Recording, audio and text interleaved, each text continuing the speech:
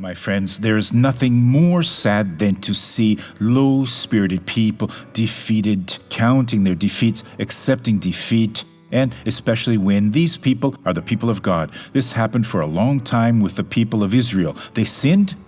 God had to deliver them. To the people who were torturers, to the disciplinarians who used to hit them because they did not want the love of God. They wanted it, but wanted the wrong things. So then they made the following prayer, "Will you not?" This is Psalm 85:6. "Will you not revive us again, that your people may rejoice in you?" Of course God will do this. God wants us to rejoice in Him. This is a prayer that is inspired by the Holy Spirit. That which you felt in the Bible, what it spoke to your heart, you can be certain that it's inspired by the Holy Spirit, and you will have the necessary success. That is why He spoke to you.